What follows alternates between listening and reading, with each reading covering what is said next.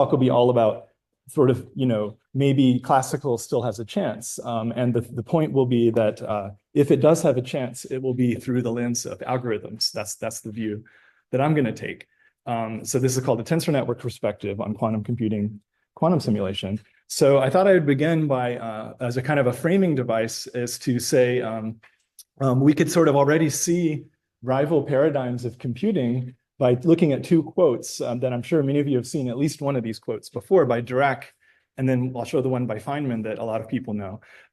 So Dirac begins in 1929 by talking about quantum mechanics and saying the underlying physical laws necessary for a large part of physics and a whole of chemistry are thus completely known.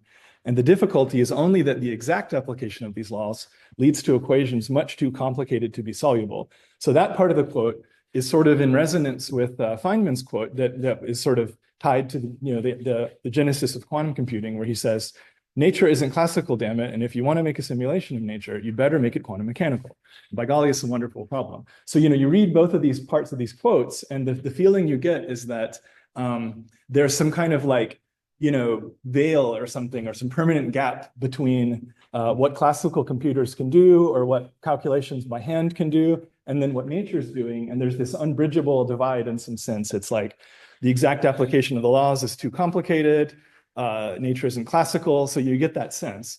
But then I would say what's interesting is that Dirac goes on to say, it therefore becomes desirable that approximate practical methods should be developed and lead to the explanation of the main features, right? So that we're not going to ask for every possible thing, but just certain things without too much computation, right? So that these might, by trading off approximations and asking for main features, we might get better scaling and better prefactors and things like that, right? But that was back in 1929. And now people are very interested in maybe more following Feynman's path. So there's quite a big effort in following that path. So I would ask, what happened?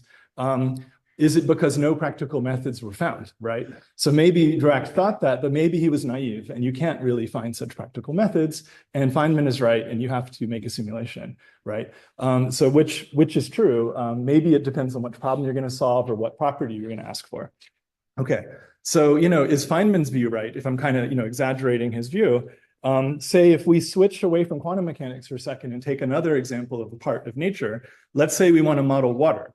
So if we want to model or understand the motion of water, should we, that also has complicated equations and so on, right? So should we make a computer out of water or a simulator out of water? Maybe we should, right? And you'll see talks later today and tomorrow and Friday arguing for views like this. And I think these views have a lot of merit, and the speakers will show that these ideas do work, right? So I think we can do, many different things and get benefits from all these different paths. But I would say that, at the same time, we shouldn't count out classical computers. And we know this in the case of, say, fluid mechanics, which is that we know the underlying laws and we have great approximate practical methods to solve them. Sometimes they leave things to be desired, and that's why people want to make other approaches, but they have been quite successful in their own terms. So then the question I would ask is, are things really different for quantum systems? Is there some kind of gap between, quantum systems and everything else where you need special computers, or can we get regular computers to also address them? That's kind of how I would frame it. Is there approximate practical methods we can bring to quantum mechanics or the kinds of algorithms envisioned for quantum computers? So switching to quantum computers, what's the premise of quantum computing from my point of view? It's just that if you have a device and you make it quantum coherent, that there's a hope or a chance or an idea that it can solve certain problems better than any classical computer or classical algorithm might be able to. And better could mean different things. Maybe better could mean better scaling, but I would argue also, I think it would be great if it just used less energy or had faster times to solution or things like that, or was just more convenient to extract certain properties, right? So it could mean all these things, but I think usually people are the most excited about scaling advantages. So the key proposals that kicked off this field or this idea were things like Shor's algorithm for factoring, which I would say is still in good shape, really good shape theoretically. Other algorithms I'll address, like Grover's algorithm for inverting discrete math problems, is usually framed as search, but I'll sort of comment on that. And then physics and chemistry simulations. One exciting thing about this field, I don't have to tell most of you, is that the quantum computers, or at least parts of quantum computers, are being built right now, and it seems to be going really well. The progress is really impressive and rapid. So I think that part is great, and I think it's going to have really wide-ranging impacts. But then there's this conversation going on about, is it beating classical methods? When is it going to be better? Is it already better? And of course, to know when you've beat something, you have to have the correct baseline. And that's really what the talk's going to be about, is what is the right baseline for quantum computing when you're comparing it to classical computing? In particular, what is the speed of a classical computer? So later in the talk, I'll flash some coverage by some media. And very often people in the media like to say that a quantum computer beat a classical computer. But it's not that you don't really beat a computer, right? You beat a computer doing something, right? Like if you make the computer do something foolish, you'll always beat it, right? But if you make it do something smart, maybe you won't beat it. So it depends on what it's doing. So for example, if you say, I want to add up all the numbers 1 to 100, what's the speed of a classical computer doing that? Do you have to honestly add 1 plus 2 plus 3 plus 4? Or can you say, n times n plus 1 divided by 2 and get the answer in like 4 operations or something, right? Which one is really the speed of a classical computer, right? It depends on what you really want to do. I would say that a moment, it was in 2019, that really set the kind of current paradigm, like kind of framed the current discussion that I feel like, we're all sort of part of, at least some of us on the classical computing side. In quantum mechanics is this quantum supremacy experiment by Google, where I won't go into too many details, but basically what they did is they ran a certain circuit consist of kind of quasi-randomly selected gates. And this circuit, if you did it exactly, would compute a certain quasi-random quantum state. It's sort of randomly conceived, but it's a specific state, it's like you freeze your random number seed. And so it's a very specific, pretty arbitrary, very complicated, highly entangled state. And one thing that kind of also sets the tone of this discussion and how it has kind of layers to it is that they didn't actually compute the state. They computed 0.02% of the state, right? But then they sort of said the classical computer should compute all of the state. So there's already a little bit of a baseline problem in their paper, I would argue. And they said that if the classical computer was to compute all of the state, which is something they didn't do, it would take 10,000 years to do it, which also turned out to be not true, but it shows how hard it can be to kind of compare these things. But what they did was still incredibly impressive, and now they've done much better. And other labs, like in China, and this team at Quantinuum has done much higher fidelities for similar problems. So that bar has gotten like very, very high. However, just to sort of make the point about the importance of baselines, 3 years later, not 10,000 years later, right? This group in Beijing, led by Pan Zhang, was able to do a similar calculation to a similar fidelity or the same fidelity in just 15 hours of wall clock time using 512 GPUs and some tensor contraction, kind of sophisticated tensor contraction algorithms. So it shows, I think, it's not that GPUs got invented in the meantime, right? That's not what happened. It wasn't hardware per se. Hardware helped a lot. I mean, it helped that GPUs existed. If they hadn't, this time might have been, months or many days at least or something. But in the end, it was really the impact of algorithms, I would argue, that would say shifting from the algorithm Google had proposed that would be a 10,000 year running time down to 15 hours, right? So that's kind of the framing for today's talk, which is just from my view, what is the correct baseline for quantum algorithms? And the point is that this baseline has come up a lot since quantum algorithms were first conceived in the 1990s. That's sort of the main point. And there's many great classical algorithms by now that one can look at. For example, there are algorithms like polypropagation, where you can kind of grow and prune Pauli matrices. And there's all these different ones that don't involve tensor networks explicitly, but I'll be focusing on tensor network algorithms. I think in many ways, they're sort of like one of the best or sort of the right baseline for many quantum algorithms. And briefly, I'll go over kind of 3 cases that I think are informative: the quantum Fourier transform, Grover's algorithm, and physics simulations, and like what do tensor networks have to say to each of these different sort of like verticals of quantum computing. Okay.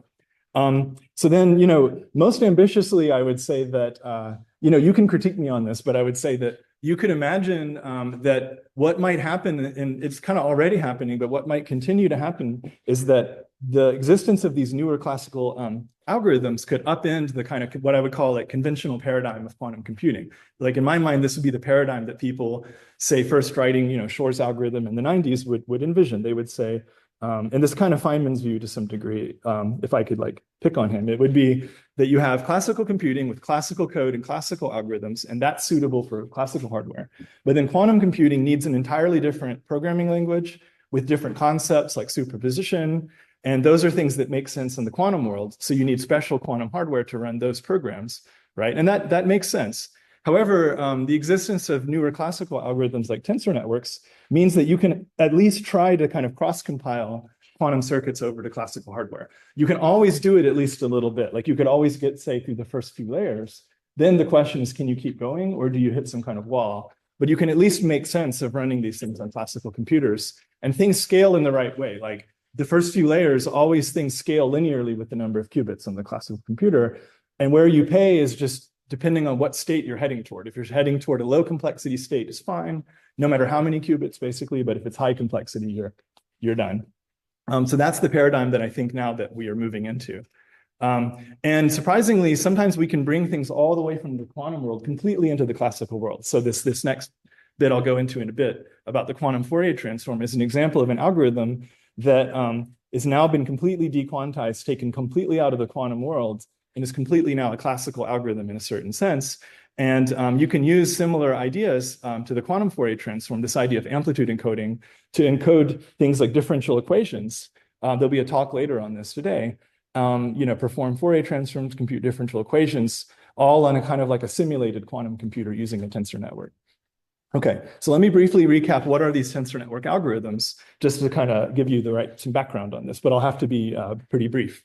So I would say this part is about, how can we kind of trick a classical computer into thinking it's a quantum computer? Like how quantum can we make the classical computer? So to set the stage of like, what is a tensor network? What is that all about? Some of you probably already attended the tutorials the last couple of days. So you can kind of check your phone and you already know all this part, but I'll just give a quick review. So the way I would think about it is that if you think about the state of a quantum system, a system of n qubits at any given time, say imagine it's a quantum computer and you're marching through the quantum circuit, the state looks like this in the most general sense. You have, here's the basis for the different 2 to the n combinations of the n qubits. The basis doesn't really carry any information. That's just kind of structural. So all the information that makes that state what it is are these amplitudes, these complex numbers in front. And just by inspection, you can see that they form a large tensor, right? So there's this set of amplitudes indexed by these different labels going 0, 1, 0, 1, 0, 1. That's a big tensor. So there's always like a large tensor at the heart of a quantum wave function, whether you prefer to think of it that way or not. So if we have ways to deal with large tensors, that can help with quantum mechanics. And what I mean by a tensor is not anything too fancy. And for the purposes of this talk, I just mean a generalization of a vector or a matrix to more indices. So kind of like a multidimensional array is mainly all I'll mean by that. And you can see from this slide that it can be hard to kind of think about tensors with more than 2 indices and to kind of draw them and notate them. So what we like to use is this Penrose tensor diagram notation, where we replace a tensor letter just becomes a shape and the indices become these lines. And very often we drop the letters when we don't need them, like if they're being summed over. And one interesting thing about this notation is that it's exactly one-to-one with quantum circuit notation. So you can always read quantum circuits literally as this kind of tensor notation if you want. They're really the same thing, or one is like a subset of the other. And just quick examples, a vector would be a shape with 1 line, matrix shape with 2 lines, third order tensor would have 3.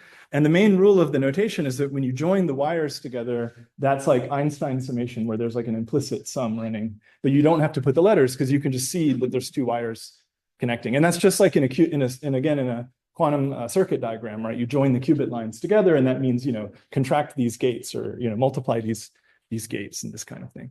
Okay. And now the problem with tensors that tensor networks is setting out to solve is that they're just exponential to store. You already have a memory problem even before you try to compute anything. So if you have, n indices, you're going to have 2 to the n numbers inside. From a physics view, we'd call that like the many-body problem. But if we had a tensor with just 2 indices, like a matrix, we have an incredible toolbox of linear algebra that can help us get out of this kind of problem, right? Like dealing with having too much memory. There's many ways. I mean, you could do sampling, you could use sparsity, but a very robust way to get out of this problem is compression. And the idea is that if there's patterns in the data, like if the data is not just totally random, then you can do some kind of compression. Like an optimal approach is to use a singular value decomposition, break the matrix into U, S, V, and then you can just take the S and kind of smush it to the right or to the left. And you can, everywhere you have your original data, you can replace it by two smaller things. And then you can like multiply through these two smaller things or just store the smaller things and get less memory, fewer operations, and get a big advantage. So the idea is when you see a matrix, you can do this kind of compression. So here's a matrix again, but drawn as like a 2-qubit wave function. So we could do like a low rank decomposition. And then there's this idea of the internal rank, or like we call it bond dimension, which is like this internal true size of the true complexity of the thing that's revealed by this compression. And the idea of tensor networks is that you can apply this to tensors too. So not just to matrices. So you can take a big tensor and reshape it as a big, very rectangular, very like asymmetric matrix, do this compression, then take the remaining bit here and do it again, and then do it again and kind of recursively compress this tensor. You don't actually do this. You just kind of imagine someone could do this. And then you start in the compressed form and you just always stay in the compressed form. And the idea is that if the ranks happen to be small for your quantum state or your problem, and yet giving you a good accuracy, like small up to the error you want, you can get a massive compression. It can be exponential in the best cases. So you can go from 2 to the n memory all the way down to 2 times n memory. So down from exponential to linear, and even sometimes constant if it's translation invariant. And all the costs are now pushed into this internal complexity measure, like this bond dimension. So the memory will be bond dimension squared, or the algorithms cost usually like bond dimension cubed. These are for these linear tensor networks called matrix product states or tensor trains.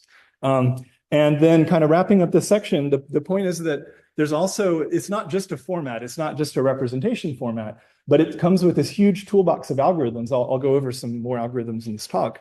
Like for example, if you want to apply quantum gates, we have a controlled and like adaptive way to do that. So we bring a quantum gate onto the tensor network. This is a matrix product state. We just pull out the parts of the state that we need, and we contract these small tensors. That's just something you can do really fast. Then you recompress and you adjust the bond dimension to say, has the state grown in complexity or gone down in complexity? And you can adapt the rank or bond dimension and then put it back, and then do another gate, figure out the next time, the next rank, and so on. And then the costs are no longer tied to the number of qubits you have or things like that. They're just tied to the complexity. And then it's understood in this theory of tensor networks that this complexity is tied to quantum entanglement. So if you look at the quantum entanglement between two halves of a system, that's tied to the size of these ranks or bond dimensions that you need. And those are related to each other. So basically it's about, do we encounter highly entangled states or not? That's really what would limit us. And I even made a table, I was thinking about this, of like, if we put this tensor network in a box and you have this algorithm to apply to the gates, how easy or hard would it be to tell what was in the box? An actual quantum computer or a tensor network, like what would you have to test and query to figure this out? And so I made a table of capabilities. Like, let's say I want to prepare a simple initial state. Sure, that's easy to do. Like make a product state of all zeros. Let's say I want to efficiently apply one gate, like condition on that I already could hold the state. Can I always at least apply the next gate? And the answer is yes. You can always do that with polynomial cost and linear in the number of qubits. Can I sample from the state at any time? Yes, there's an efficient algorithm that does this in polynomial time. Does like allowing errors into what I do make things easier? And that's true for both, right? Like if you can be more tolerant of errors, that makes your life easier, meaning if you're willing to give up a little bit and not do everything perfectly. And then it gets interesting in these last two rows. So what if you want to do non-unitary gates? Like let's say you want to cool to the ground state by doing imaginary time evolution. You can do that in a tensor network. A quantum computer, there are ways, but it's more complicated, right? If you're thinking in terms of gate-based quantum computing. So the only thing in a sense that really separates these two resources is the kind of complexity of states that you can handle. And the idea is once you encounter a state with very high entanglement, theoretically a quantum computer can hold that. And Google and others have demonstrated this to some extent, but a tensor network definitely cannot. So that's the big difference, right? But that's all about framing your problem. Like maybe there's a way to solve a problem or change the framing to where you don't encounter a state of high entanglement and yet still access some of the same information. So it doesn't mean that some problems are completely closed to us. They might just be closed in one formulation, like say in the pure state formulation. But if you switch to open formulation, maybe things change. So you have to think about this quite hard. Okay, so let me, for the sake of time, head into this part. So with that capability, we can then kind of interrogate quantum algorithms, right? Like we have this classical toolbox where we can apply gates. And then we could just start throwing this at different quantum algorithms and see what happens. And that's what we actually had this really talented student Chris Chen, who at the time was an undergrad at UC Irvine, now he's a grad student at Caltech. We said, let's throw this toolbox at some quantum algorithms. And we were messing around with Shor's algorithm and trying to simulate it. And that wasn't going too well. And we expected that. So we said, how about just try the last part, Chris? Just try the quantum Fourier transform. And if you look at the literature, there's already many indications that this algorithm has aspects of simulability, like for certain initial states, there were proofs that you could always simulate the QFT. But Chris found something kind of really striking, which is that the entire circuit is simulable. Like you can compress the whole circuit. So it turns out that the entire algorithm is just a small tensor network. It's a network of small tensors, kind of once and for all. So we can just store the whole thing in the computer. What does the QFT do? If you think about your state vector as a large unrolled vector, it performs the discrete Fourier transform on that vector and just moves into the k-space variables. That's basically what it does. So it's like the discrete Fourier transform in a circuit language. And you can always kind of reinterpret it as a tensor network in the circuit level. Like you could take each gate and just turn them into tensors. That's a very straightforward dictionary, how to do that. There's nothing fancy there. And then what we had Chris do is we said, use this kind of tensor network toolkit where you can multiply gates and things onto tensor networks and just try contracting column-wise through the network. So just do that contraction, then apply the next gate, do the next contraction, and so on and so on and so on. And every time he did this, he would find that the internal bonds always had a size of about 10. And we would tell him to like raise the accuracy, lower the tolerance even more. And it would go from like 10 to like 11, just barely changing. And we would look at the spectrum of singular values and it was decaying really fast. And Chris is extremely talented and he was actually able to dig into the electrical engineering literature on his own and find all these results that he used to then prove rigorous bounds on the operator entanglement spectrum. That was all him. Like we had no idea about any of this. And so he was able to prove rigorously that the quantum Fourier transform is always compressible as a tensor network, independent of the number of qubits or anything like that. So what does this mean? One thing it tells you is that as an algorithm, the quantum Fourier transform has limited entangling power. So whatever state it acts on, whatever entanglement that state had, it barely adds any extra entanglement, just a tiny bit more. And in particular, any state you can prepare classically, you can always do the QFT of it. So that's an absolute statement because if you can't prepare the state classically, who cares what you can do to it because you can't even prepare the state. But if you can prepare the state as a tensor network, you can always carry out this algorithm efficiently on top. And then some things we've been playing around with it is that you can use it to actually perform super fast Fourier transforms. So instead of having n log n scaling, these just have log n scaling, actually, if you can compress your function into a tensor network. So we kind of amplitude encode functions. We use this quantum Fourier transform operator, and then we compare it to the fast Fourier transform, which scales linearly in the number of grid points. We're increasing the grid points exponentially. So FFT goes exponentially, just the way we set it up.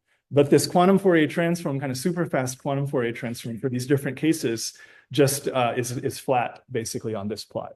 So the idea, you can make it as fast as you want. It's cheating a little bit because we're using this incredibly fine grid to resolve functions that are already plenty resolved. But just to make the point that this can actually be done. And it's not saying that you can beat everything all the time. It's no total free lunch. Like if you have a random function, this works much, much, much worse. But it's just to highlight that it's kind of a new breed of algorithms where instead of having like a scaling that you can just print on Wikipedia and just say, that's the scaling, it's a problem-dependent scaling, right? So the scaling kind of adapts to your case, and it might be sort of constant for some cases, low polynomial for others, and then exponential for others. So it has this huge kind of dynamic range of scaling that depends on what problem that you give to it. Okay. And then, yes. Mm-hmm. Yeah. So when you structure that the beginning of the problem was that weird function that you had in the previous slide, like that you made that assumption that yeah, that's just the input. So we made a function that was mostly smooth, but had a few like sharp cusps in it to try to push the ranks up. It was, yeah, we happened to make it by summing a bunch. I think this one was just a single cosine and then a bunch of sharp cusps. And we did a single cosine also because that's one of the most compressible functions, it turns out. Yeah, happy to discuss more. Yeah.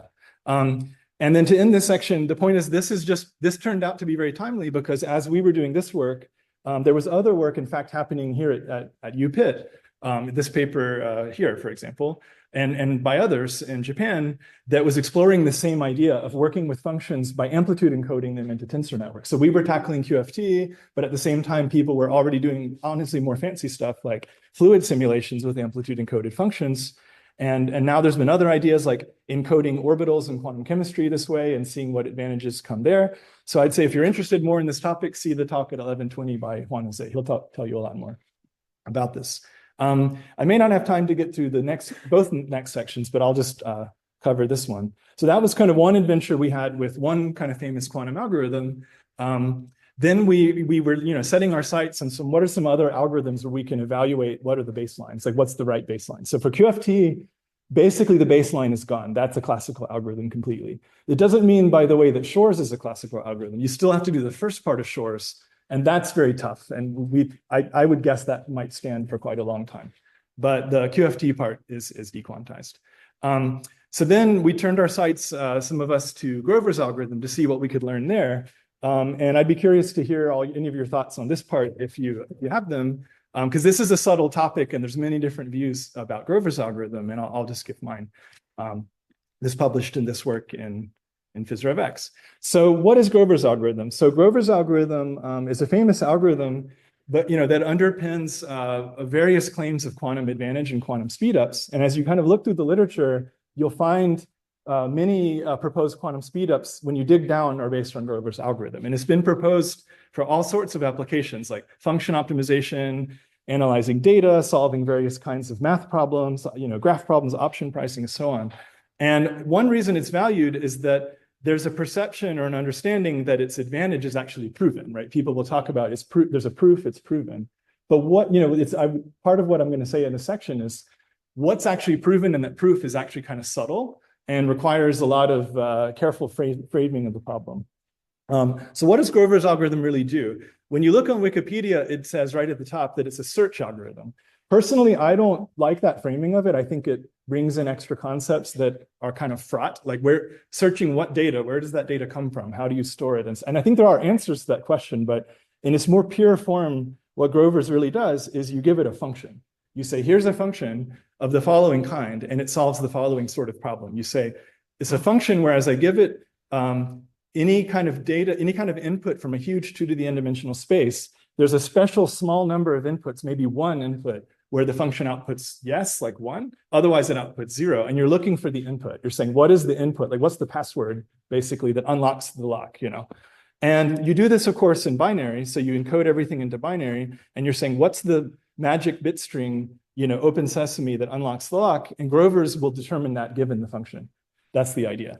And so the setting of Grover's, one thing about it is there's always this talk of oracles, right? So what does that really mean when you kind of unpack it? What it means is that the idea is that you want to think of F as like a black box. And black box means you don't know anything about F. You don't know anything about its inner workings or who made it or what it's like. You definitely don't know the answer.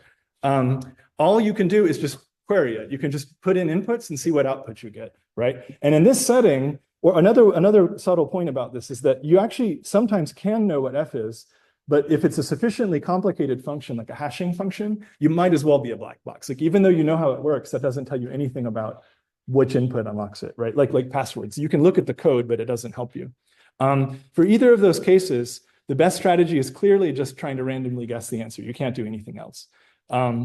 And this is the scaling this should be called worst case classical, but unfortunately in some literature it's just called classical, right? So sometimes you'll see papers where they say we're beating classical, but what they really mean is they're beating 2 to the n. And that's by definition kind of the weakest possible baseline you can have for a classical computer. On the other hand, in Grover's algorithm, you input F a different way. You have this idea called the quantum oracle that in the older literature is just an operator. But when you actually think about it, in the time now that we live in, where you have actual quantum computers, it can't just be an operator, right? Like, an experimentalist doesn't just have a box of operators in their lab and they go, there's an operator. They have circuits and they have to apply the gates that make up the circuit, right? So the oracle has to be a circuit or some kind of other set of operations that you do on the device. And already you can see this kind of breaks down the whole kind of oracle comparison a little bit, because the classical thing is a black box. The quantum thing is a circuit, and you can look at the circuit, right? So already in the quantum side, you can at least look at the circuit by definition and see a little bit about maybe what F is like, maybe a lot. It depends on the problem, right? And now what does this circuit do? The action's pretty easy to understand. You start the problem in a superposition of all bit strings, just equally weighted. That's just a product state, all pointing to the right or something. And then all this operator does, by definition, is it just just flips the sign of the target bit string. It goes through all the bit strings and it says, find the one that's the answer to the problem and flip its sign. And that doesn't help you on the quantum computer very much because the probability of measuring them all is still the same. So now you have to go through these rounds of kind of boosting the one with the flipped sign to make it more probable and suppressing all the other ones. So that's what Grover's algorithm does. And without getting into too many more details, there's you do these rounds of kind of tagging the special state, doing this thing called the diffuser, which is a very simple circuit made of C0 gates that you just repeat over and over, tagging it again, boosting it again, and you do these rounds over and over and over, and you repeat this 2 to the n over 2 times. And one important observation about Grover's is that on its face, it's an exponential time algorithm. It's just exponential time. And so one thing about it in the literature or in the kind of the public is people will talk about how it's faster than something else, but the square root of an exponential is another exponential. So it's still exponential time. So it's only faster than other exponential things. That's kind of the typical baseline. So on the face of it, this is now, here we come into kind of classical baselines. On the face of it, simulating Grover's algorithm, the whole algorithm is therefore has to be exponential too, because the circuit is exponentially deep. So I mean, if you're going to actually simulate the whole thing, it's going to be exponential. But the question is that the right baseline? Is the right baseline actually simulating the algorithm, or is the baseline getting the same answer as the algorithm? And I would argue it's just getting the same answer, right? And so it turns out that actually what our work was about was basically that you only have to simulate the oracle, and you only have to simulate it once to get the answer on a classical computer. So the proper baseline isn't doing what the quantum computer does. It's just taking that piece, putting that into a classical computer, running it once, if you can. You can't always do it. And then just extract the answer in one step, so to speak. And the reason is because after the oracle runs, you can just write down what the output state is. It's very simple. It's just take the product state again, that's the original one, subtract off the target state twice. That's like deleting it, then putting it back in with the opposite sign. And that's just a sum of 2 product states. So that's extremely low entangled. So the point is that in between calls to the oracle, Grover's algorithm is generically super low entangled. It's just the only time it might be hard to simulate is in the middle of the oracle, only when it's kind of in the middle of tagging the state. That's the only time when it might be hard to simulate. And so what we do is if you can simulate the oracle, which you can always do on small problems or for certain easier problems, you can always hold the output as a matrix product state exactly, and then you can always run a classical algorithm to just reveal the tagged state. So that was kind of the point of our work. So using tensor networks to kind of think about easiness or hardness of certain baselines. So the idea is that what this really shows is that it's not that there's really a provable hardness to Grover's, it's actually problem dependent. And it all has to do with can you simulate the oracle? And then at that point, it's a very complicated conversation because you have to say what problem, you're actually trying to do. For some problems, the oracle might be easy to simulate. For others, it might be extremely hard. So just quick examples is that easy could be things like a shallow 1D connected local kind of counting problem. That's the kind of thing where it's actually very easy. We show that in the paper. We simulate those. Also, you can do medium cases that scale exponentially, but much, much better than 2 to the n, like 1.1 to the n or something for various random 3-sat problems and things like that. And then, of course, there has to be hard cases because this is an algorithm that could solve a vast number of different problems, things like simulating a hashing function. And there's even a paper where some people heroically try to do this with tensor networks, and it's very hard. So the point is that there's really no provable speedup over the true baseline, and that the speedup is problem dependent. It's only really provable if you restrict the set of problems to the kind where the function really is a black box. That's kind of the point. So that's just some kind of information that's important to know. And the point is tensor networks play a key role there in helping us to understand that this kind of simulate the oracle once thing is something you can actually do. And then kind of ending this part on Grover's algorithm, in addition to this kind of question of the baseline, there's additionally, other people have already remarked on this in other work, that there's other problems with actually using it in practice. Large prefactors, like the oracles, can be very complicated. You might need tons of ancillas. More importantly, it's just an exponential time algorithm. So is that the best use of a quantum hardware to run an exponential time algorithm? Maybe. And then most maybe important of all, it's exponentially sensitive to noise as well. So I would argue that any proposals based strongly on Grover's algorithm really need to be reevaluated in light of these things.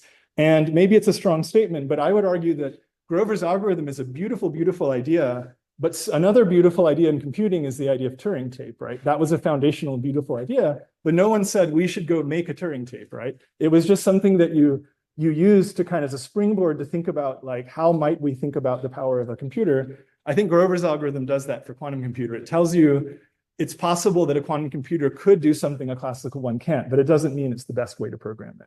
That's kind of what I would say there. So I think that's kind of most of my time, right? So I could skip this last part. So this last part was in a way just an ad for a talk later by Joey Tyndall from Flatiron. So I'll say, see his talk for this portion. It's about, we can also use tensor networks to simulate physics. And so I'll wrap on this.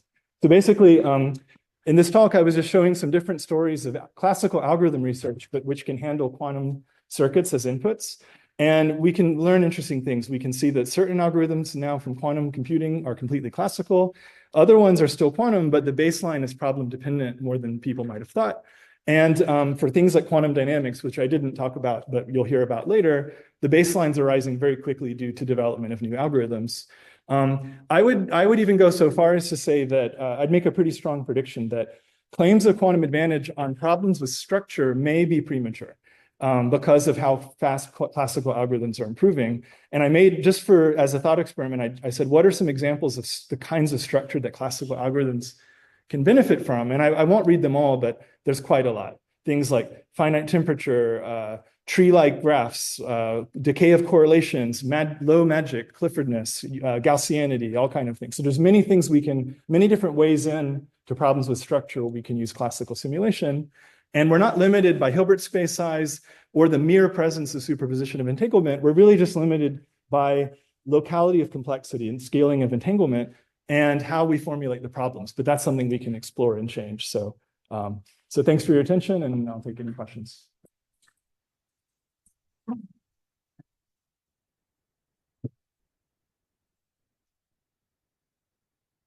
Okay, so we have time for questions. You have two options. You can either shout out really loudly, or you can let me bring your microphone to you. Yeah. I can try to shout. Yeah.